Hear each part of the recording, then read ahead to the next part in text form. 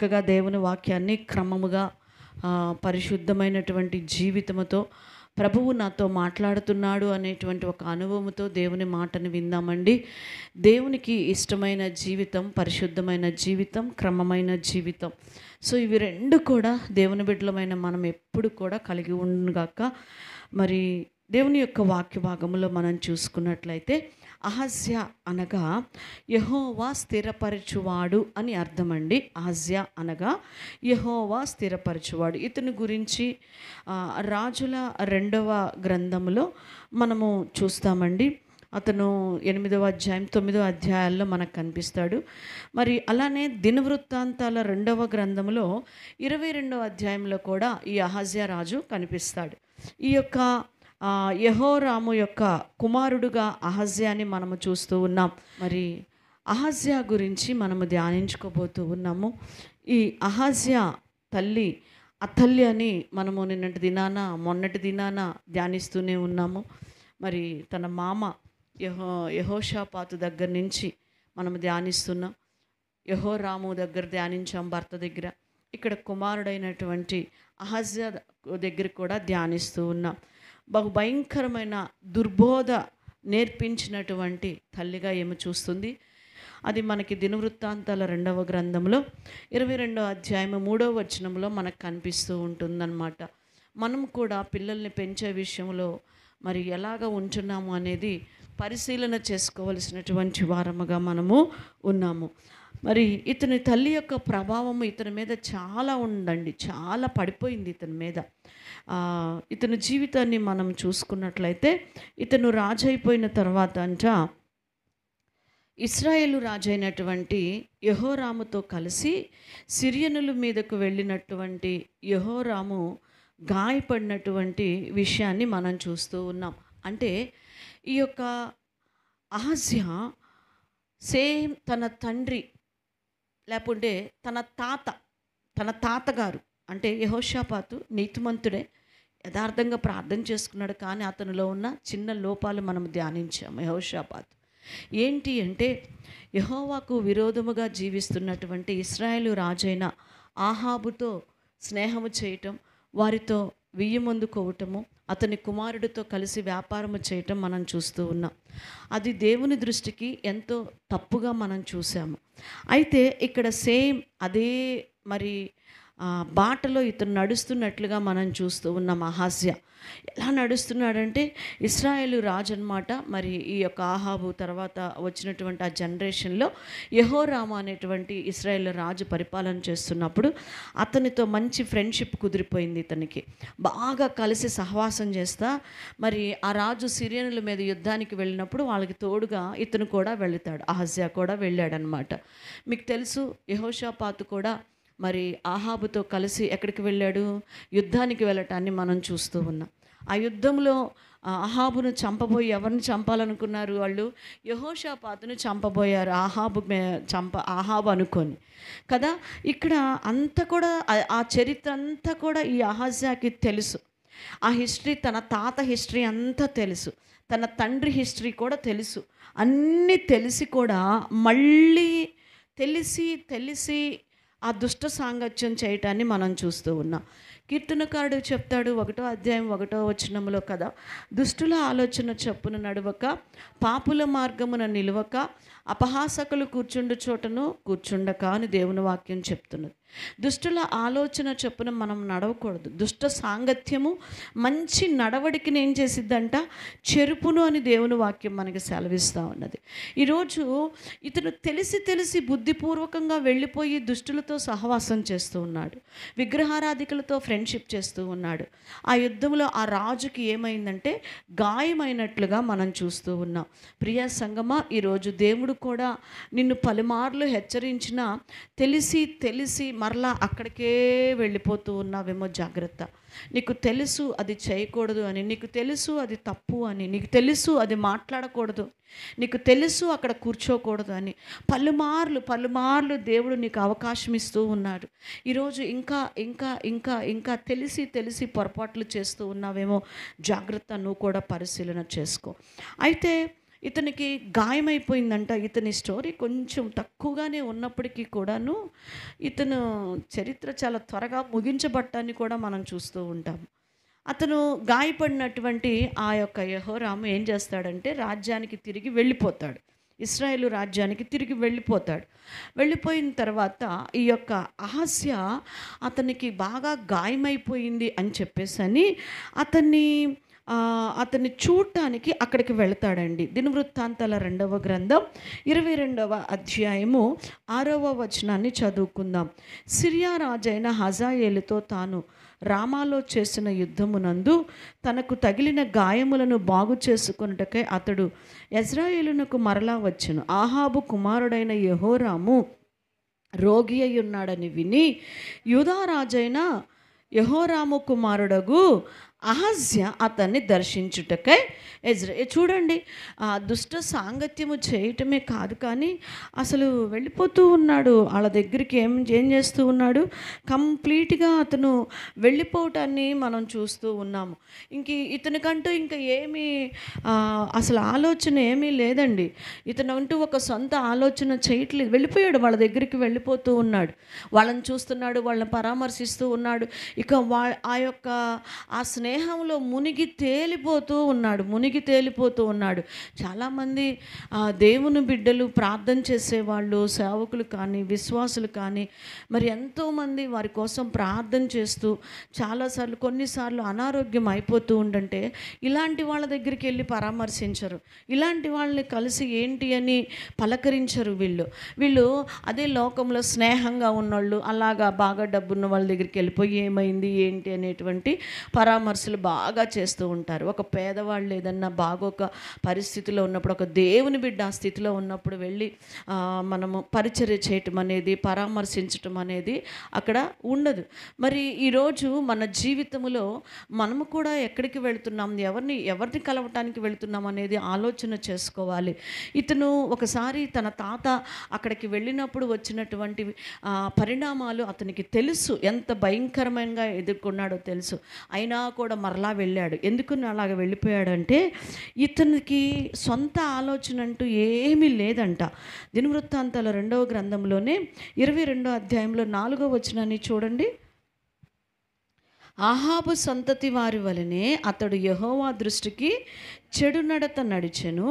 అతని తండ్రి మరణమైన తర్వాత వారు అతనికి ఎవరు? ఇశ్రాయేలు రాజులు, ఆహాబు సంతతి వారు ఇతనికి ఆలోచనకర్తలైపోయారంట. ఆహాబు ఇంటి వారు ఇతనికి ఆలోచనకర్తలైపోయారు. ఇతను ఎవరు? యూదారాజు, అనగా జీవము కలిగిన దేవుణ్ణి ఆరాధిస్తున్నటువంటి వాడు. ఇశ్రాయేలీలు మరి మార్గము తప్పి యెజెబెలు ప్రేరేపణతో, ఆహాబు ప్రేరేపణతో యెహోవాను విడిచి లోకస్తులుగా భయంకరమైనటువంటి లోకములో పాపములో జీవిస్తూ ఉన్న వారితో వారి ఆలోచన తీసుకుంటూ ఉన్నాడంట. ఇతనికి అంటూ ఒక సొంత ఆలోచన లేదు. అసలు ఇంకా అతనికి ఆలోచన చెప్పే వాళ్ళంతా కూడా ఆహాబు ఇంటి వారేనంట అతనికి ఆలోచన. ప్రియ సంగమా, ఈరోజు దేవుడు నిన్ను అడుగుతూ ఉన్నాడు, నీకు ఆలోచన ఎవరి దగ్గర తీసుకుంటున్నావు? ఎవరి దగ్గరికి వెళ్తున్నావు నువ్వు ఆలోచన చేయటానికి? ఎవరి ఆలోచన నీ జీవితంలో అన్వయించుకుంటున్నావో ఒకసారి పరిశీలన చేసుకో. ఆలోచనలు చెప్పేవాళ్ళు చాలామంది ఉంటారు. అందరి దగ్గరికి మనము వెళ్ళకూడదని పదే నేను చెప్తూనే ఉంటాను. ప్రార్థనాపరులైన దేవుని బిడ్డల యొద్ద మనము సలహా తీసుకుంటంలో తప్పులేదు. దానికంటే ముందు దేవుని దగ్గర నువ్వు ఆలోచన తీసుకో. దేవుని ఆలోచన సదాకాలము మనల్ని ఏం చేసిద్దంట? నడిపించును. యెహోవా ఆలోచన స్థిరపరుస్తుంది, యెహోవా ఆలోచన నడిపిస్తుంది. ప్రభువా, నన్ను వెళ్ళమంటావా వద్దా అడగాలి. నన్ను ఈ పని చేయమంటారా వద్దా ప్రభువా? ఆయన దగ్గర ఆలోచన తీసుకో. ప్రతి విషయంలో కూడా ఆలోచన తీసుకో ఆయన. కానీ ఈ అహజ్యా రాజు యొక్క ప్రతి ఆలోచన ఎక్కడి నుంచి వస్తుందంట? దుష్టులైనటువంటి ఆహాబు ఇంటి నుంచే వస్తుందంట. నువ్వు ఆ ప్రజలతో ఇలా పరిపాలించే, వాళ్ళని అలా చూడు, వీళ్ళని ఇలా చూడు అని చెప్తూ ఉన్నారంట. ఎంత దారుణమైన పరిస్థితిలో ఉన్నది. దావీదు కుమారుడైనటువంటి మరి ఆ యొక్క అబ్షాలోము కూడా అహితోపేలు యొక్క ఆలోచనలు తీసుకొని తన జీవితాన్ని పాడు చేసుకోవటాన్ని చాలాసార్లు మనం చూస్తూ వచ్చాం కదా. అలాంటి ఆలోచనలు చేసుకుంటూ వచ్చాడు. మరి తన సొలొమోను కుమారుడైన రెహబాము కూడా పెద్దల సలహా తీసుకోకుండా ఎవరి సలహా తీసుకున్నాడని చెప్పాను? తన తోటి యవనస్తులు స్నేహితుల యొక్క సలహా తీసుకొని అనవసరంగా రాజ్యాన్ని పోగొట్టుకుంటాన్ని కూడా చూస్తున్నా. ఇవన్నీ కూడా రాజుల చరిత్ర రాయబడుతుంటుంది. రాజులకి ఆ హిస్టరీ, వారి జీవితం అవన్నీ కూడా రాయబడి ఉంటుంది. అది తెలుసు ఎవరికి? ఈ యొక్క అహజ్యాకి. అయినా కూడా వారి ఆలోచన తీసుకుంటున్నాడు. ఈరోజు ప్రియ సంగమా, ఈ 40 దినాల ఉపవాస ప్రార్థనలో దేవుని చిత్తం ఏమిటో నీ కుటుంబ విషయంలో తెలుసుకో. నీ జీవిత విషయంలో దేవుని చిత్తం ఏమిటో తెలుసుకో. సరిదిద్దుకోవలసినవి సరిదిద్దుకో. ప్రభువు నీకు తోడుగా ఉంటాడు, నిన్ను నడిపిస్తాడు. అంతేకాని మనుషుల మీద ఆధారపడొద్దు, మనుషుల సహాయము కోరుకోవద్దు, మనుషుల దగ్గర నుంచి వచ్చేది ఏది కూడా నీవు ఆశించవద్దని దేవుని వాక్యం సెలవిస్తూ ఉన్నది. సరే, ఇతను ఎక్కడికి వెళ్ళాడు? పరామర్శించడానికి ఎవరి దగ్గరికి వెళ్ళాడని చెప్పాను? ఇశ్రాయేలు రాజు అయినటువంటి యెహోరాము దగ్గరికి పలకరించడానికి వెళ్ళాడు. ఎవరు? యూదా రాజైన అహజ్యా. అక్కడికి వెళ్ళాడు. ఈలోపు ఏం జరిగిందో తెలుసా? అక్కడ దేవుడు ఇశ్రాయేలు రాజు వారికి చేసిన కీడును బట్టి, ఆ ప్రజలకి చేసిన కీడును బట్టి యెహూ అనేటువంటి అతన్ని దేవుడు ప్రేరేపణ చేస్తాడు. దేనికి ప్రేరేపణ వల్ల? దేవుని ప్రేరేపణ వల్ల ఆహాబు సంతతి వారందరినీ కూడా నాశనం చేయడానికి బయలుదేరుతాడు. ఎందుకంటే ఆహాబు చేసిన దుర్మార్గం, ఆహాబు భార్య అయిన యెజబెలు చేసిన దుర్మార్గం, అతని కుమారుడు చేసినటువంటి భయంకరమైన దుర్మార్గమున పనులకు ప్రజలు ఎంత భయంకరంగా బాధపడుతూ ఉన్నారు, ఎంత శాపగ్రస్తులైపోయారు, ఎంత విగ్రహారాధికులైపోయారో, నాశనం అయిపోయారో తెలిసినటువంటి ఆ యోహు దేవుని యొక్క ప్రేరేపణ చేత కత్తి పట్టుకొని బయలుదేరాడంట. చదువుదాం రండి. దినవృత్తాంతాల 2వ గ్రంథంలో 22వ అధ్యాయంలో 7-8 వచనాలని చదువుదాం. యెహోరాము నద్దకు అతడు వచ్చుట చేత దేవుని వలన అతనికి నాశనము కలిగెను. ఏమండి, ఇక్కడ ఒక్క మాట మనం చదువుదామండి. ఫస్ట్ యెహోరామును చూడటానికి వచ్చినందుకు అహజ్యాకి ఏమి స్టార్ట్ అయిందంట? నాశనం స్టార్ట్. నువ్వు వెళ్ళగోడిన స్థలాలకి, వెళ్ళగోడిన స్నేహాలకి చేస్తూ, చెడ్డ స్నేహాలని చేస్తే నీకు ఆ నాశనం ప్రారంభం అన్నమాట. నాశనానికి ముందు ఏమొచ్చిద్దంట? గర్వం వచ్చేసిద్ది. గర్వం వచ్చేసినట్టు ఇక్కడ యెహోరాముని ఎప్పుడైతే దర్శించటానికి వెళ్ళాడో అక్కడ తన నాశనము స్టార్ట్ అయింది అని తను గ్రహించలేకపోయాడు. దేవుని చిత్తంలో లేకుండా నువ్వు ఎక్కడికైనా ఏదైనా చేస్తే అది నాశనానికి ప్రారంభము అని గుర్తుపెట్టుకో. దేవుని సేవకులను ఎదురిస్తూ, సంఘమును ఎదురిస్తూ, వాక్యమును ఎదురిస్తూ, ప్రార్థన చేసుకోకుండా, వాక్యం చదువుకోకుండా, దేవుని బిడ్డలతో సహవాసము లేకుండా నీ జీవితమును ముందుకు కొనసాగిస్తున్నావంటే అది నీ వినాశనానికి ప్రారంభము అని మనం గుర్తుపెట్టుకోవాలంట. అయితే అది ఎరగక వెళ్ళాడంట. అప్పుడేం జరిగింది? ఎట్లనగా అతడు వచ్చినప్పుడు ఆహాబు సంతతి వారిని నిర్మూలము చేయుటకై యెహోవా అభిషేకించిన నింషి కుమారుడైన యెహూ మీదికి అతడు యెహోరాముతో కూడా పోగా, యెహూ ఆహాబు సంతతి వారి మీద తీర్పు తీర్చుటకై వచ్చినప్పుడు అతడు యూదా వారి అధిపతులను, అహజ్యాకు పరిచారకులుగానున్న అహజ్యా సహోదరులను, కుమారులను చూచి వారిని హతము. ఏమండి, ఇతను ఏం చేశాడో తెలుసా? యెహూ ప్రేరేపణ వల్ల ఆహాబు సంతతి వారందరినీ నాశనం చేశాడంట. ఏం చేశాడంట? అందరినీ చంపేసేసాడు. ఇంకెవ్వరు మిగల్లా. అందరినీ, ఆ యొక్క యెహోరాముని, వాళ్ళ సంతతిని, చివరికి కొంచెం ముందుకెళ్ళి తర్వాత మీరు చదువుకుంటే కింద 10 వచనాల్లో మనం చదువుకుంటే ఆ తర్వాత మరి రాజుల గ్రంథాల్లో కూడా అవన్నీ మీరు చూస్తే యెజబెలును కూడా కింద ఎత్తి అవతల పడేస్తాడు. యెజబెలును కూడా ఆ యోహు ఏం చేస్తాడంటే ఆ పైనుంచి కింద ఎత్తి పడేపిచ్చేస్తాడు. సైనికుల చేత, గుర్రాల చేత తొక్కిచ్చి చంపేస్తాడు. ఆ విధముగా ఆ యొక్క దేవునికి వ్యతిరేకముగా జీవిస్తున్న ఇశ్రాయేలు రాజు వారి సంతతి వారందరినీ కూడా ఎవరు నాశనం చేశాడంట? యోహు చంపేస్తూ అక్కడ ఈ వ్యక్తిని చూశాడు. ఎవరిని? అహజ్యా రాజు. ఎందుకు వెళ్ళాడు? యెహోరాముని పలకరించడానికి వెళ్ళాడు. తన రాజ్యంలో నుంచి ఇజ్రాయేలు రాజ్యానికి వెళ్ళాడు పలకరిస్తానికి. కరెక్ట్గా ఆ టైంలో యోహు ఏం చేస్తున్నాడు? అక్కడ అంతా మొత్తాన్ని చంపి అవతల పడేస్తున్నాడు.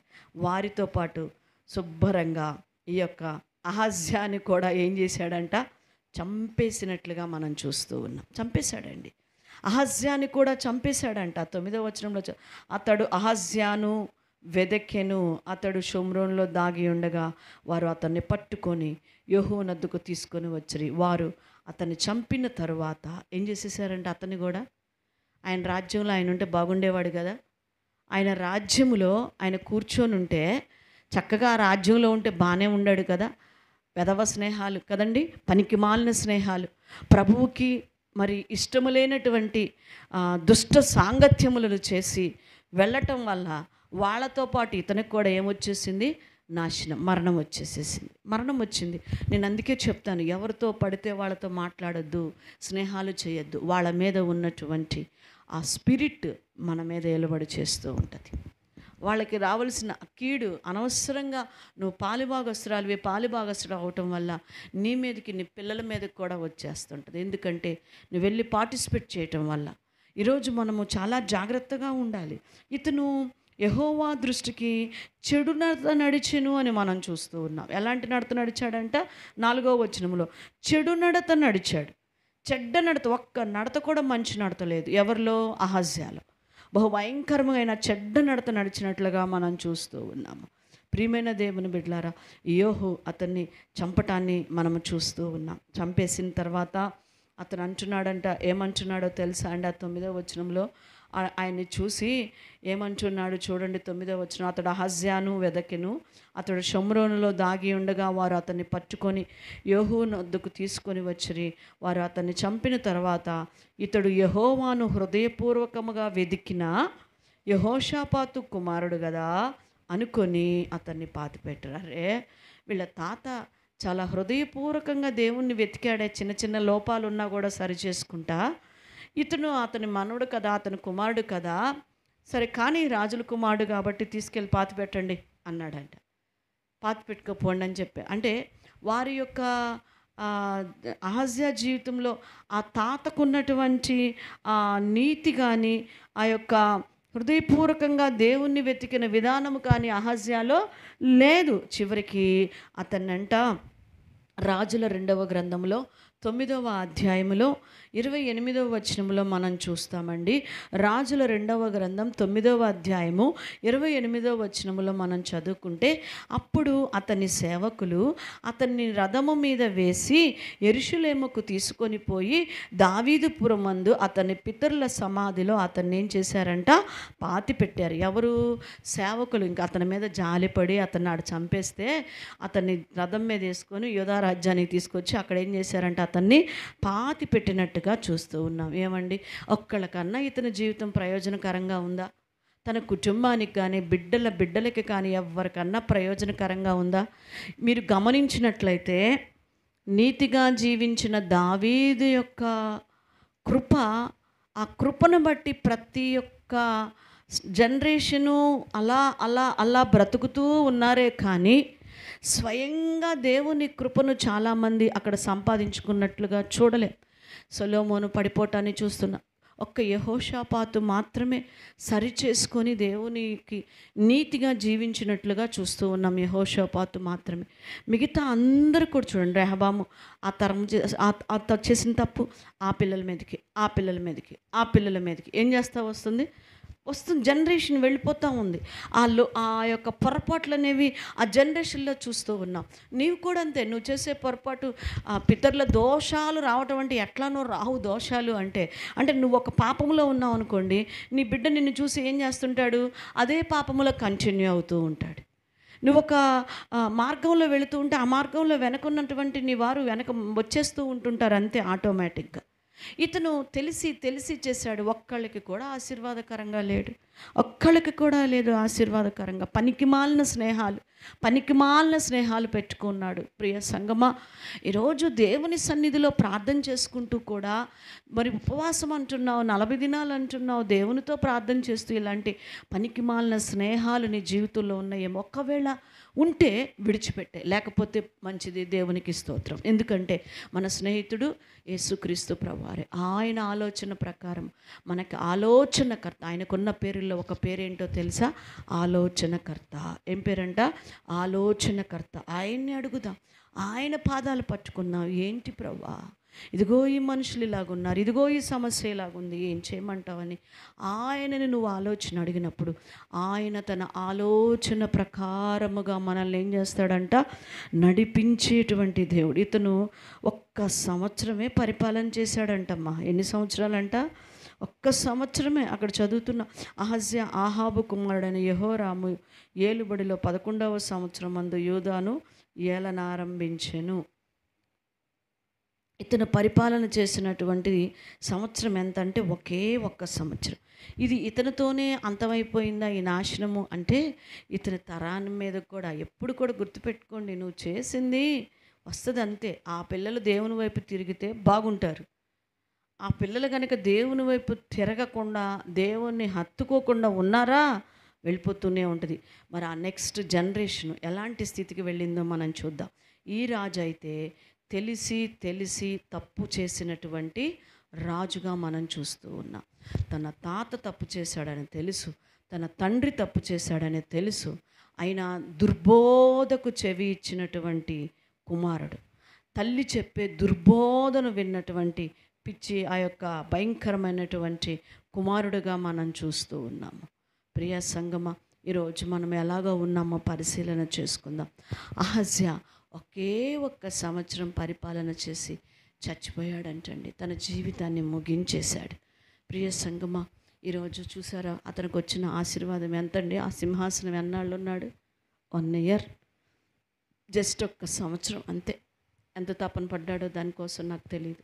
ఆ మాత్రం దానికి ఆ తల్లి ఎంత నూరి పోసి పెంచిందో ఈ లోకాన్ని, ఈ దుష్టత్వాన్ని, విగ్రహారాధన ఎంత నూరి పోసి పెంచింది. ఏమి ప్రయోజనం? అతను 1 సంవత్సరం పరిపాలన చేశాడంతే, చనిపోయినట్లుగా చూస్తూ ఉన్నా. ఈరోజు దేని కొరకు నువ్వు ఎంపర్లాడుతున్నావో, ఏది కావాలి ఏది పొందుకోవాలని ఎంపర్లాడుతున్నావో, అది యెహోవాకు విరోధమైనదని తెలిసి కూడా నువ్వు ఎంపర్లాడితే, దేనికోసం నువ్వు ప్రాకులాడుతున్నావు అది నీ దగ్గర నిలవదు. ఒక దినాన దాన్ని నువ్వు పోగొట్టుకోవాల్సి వస్తావు, నీకు ఇష్టమైన కోల్పోవాల్సి వస్తావు. ఆ స్థితి రాక మునిపే మన జీవితమును సరిచేసుకుంటే మన దేవుడు ఆశీర్వదించే దేవుడుగా ఉన్నాడు, అద్భుతాలు చేసే దేవుడుగా ఉన్నాడు. మరి ఆ దేవుని సన్నిధిలో మనము ప్రార్థన చేసుకుందామా?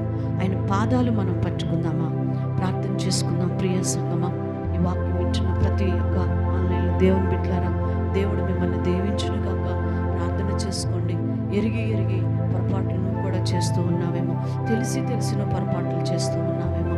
ఈరోజు తెలియక నువ్వు చేస్తే క్షమాపణ ఉంటుంది, కానీ తెలిసి చేసేటువంటి దానికి క్షమాపణ ఉండదు. జాగ్రత్త. నువ్వు ఎరిగి ప్రతిసారి పడిపోబాకు, ప్రతిసారి చేయబాకు. సరి చేసుకో. దేవుడు దావీదుని ఆశీర్వదించినట్లు